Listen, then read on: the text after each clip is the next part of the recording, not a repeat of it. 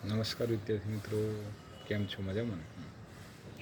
આજે તારીખ 10/4/2025, આજનો દિન વિશેષ એટલે ભગવાન મહાવીર સ્વામીનો જન્મદિવસ.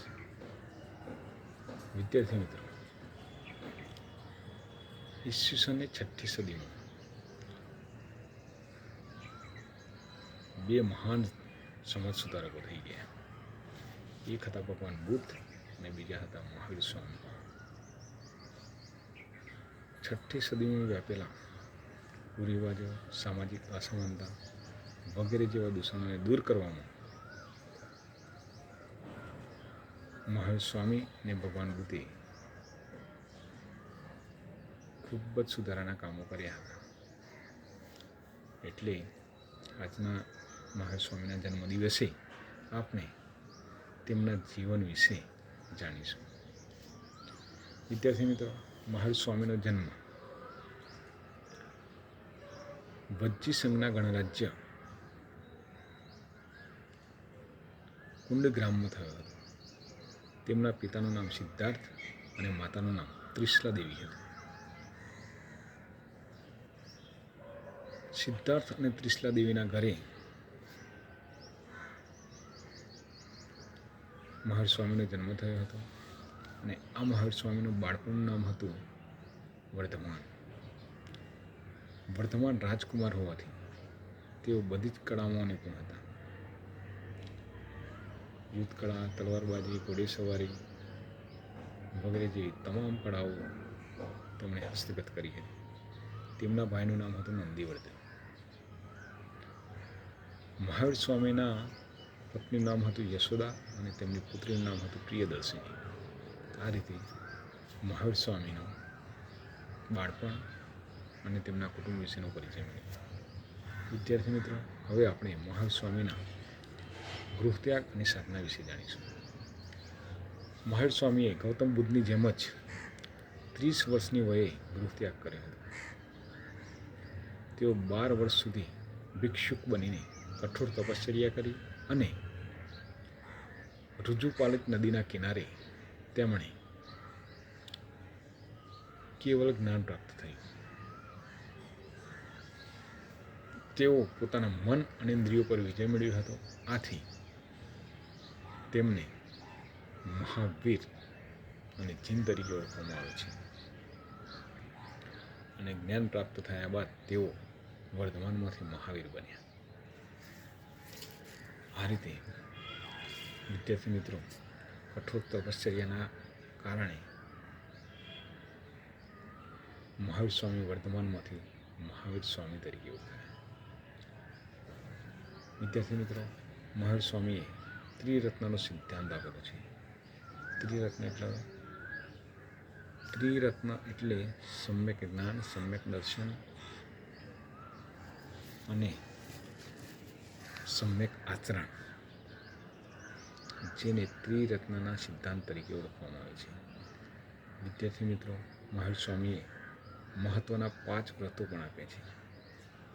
આ 5 વ્રતો એટલે અહિંસા, સત્ય, અસ્તેય, અપરિગ્રહ અને બ્રહ્મચર્ય. તો ચાલો વિદ્યાર્થી મિત્રો, આપણે એક પછી એક આ 5 વ્રતો વિશે જાણીશું. અહિંસા. અહિંસા એટલે કોઈ પણ માણસની અથવા પ્રાણીની હિંસા કરવી જોઈએ નહીં. હિંસા એ સૌથી મોટું દૂષણ છે. વિશ્વમાં નાનામાં નાના જીવને પણ જીવવાનો પૂરેપૂરો અધિકાર છે. એટલે આપણે કોઈ પણ જીવની હિંસા કરવી જોઈએ નહીં. પછી છે સત્ય. સત્ય એટલે હંમેશા સત્યનું પાલન કરવું જોઈએ. ક્યારે પણ અસત્યનું ઉચ્ચારણ કરવું જોઈએ નહીં. કોઈ પણ પરિસ્થિતિમાં હંમેશા સત્યનું આચરણ કરવું જોઈએ.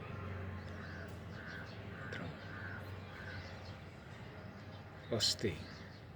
અસ્તેય એટલે ચોરી. ચોરી એ સૌથી મોટું દૂષણ છે. ક્યારે પણ ચોરી કરવી ના જોઈએ. કોઈને પૂછ્યા વગર કોઈની વસ્તુ પણ ના લેવી જોઈએ. કોઈને પૂછ્યા વગર તમે કોઈની પણ વસ્તુ લો છો એ પણ ચોરી છે. કોઈને પૂછ્યા વગર તેના ઘરમાં પ્રવેશ કરો એ પણ ચોરી છે.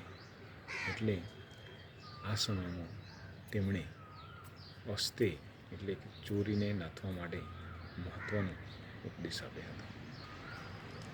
ત્યાર પછી એમણે અપરિગ્રહનો ઉપદેશ આપ્યો. અપરિગ્રહ એટલે કોઈ પણ માણસની જરૂરિયાત પૂરતું જ સામાન રાખવું, જેવું કે ધનધાન્ય, અનાજ, કપડાં, આભૂષણ વગેરે જેવી ચીજવસ્તુઓ જેટલી જરૂર હોય એટલી જ પોતાને પાસે રાખવી જોઈએ, જેથી ગરીબોને પણ તેનો લાભ મળી શકે. વિદ્યાર્થી મિત્રો, આ રીતે તેમણે અપરિગ્રહનો સિદ્ધાંત આપ્યો. ત્યાર પછી એક મહત્ત્વનો સિદ્ધાંત છે બ્રહ્મચર્ય. સાધુ અને ભિક્ષુઓ હંમેશા બ્રહ્મચર્યનું પાલન કરવું જોઈએ, એવો તેમણે ઉપદેશ આપ્યો હતો. વિદ્યાર્થી મિત્રો, આ રીતે એ સમયે આ 5 વ્રતો દ્વારા તેમણે સમાજમાં જાગૃતિ ફેલાવી હતી. આ સિવાય સમાજ સુધારણા પણ તેમણે કાર્ય કર્યા હતા. તેમણે યજ્ઞ અને કર્મકાંડનો વિરોધ કર્યો હતો. ઈશ્વરના ઇનકારનો વિરોધ કર્યો હતો. તેમણે તે સમયે થતી પશુ હિંસા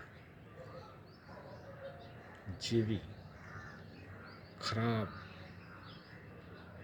બલીને પણ જાગૃતિ લાવવા માટે ખૂબ જ પ્રયત્ન કર્યો હતો.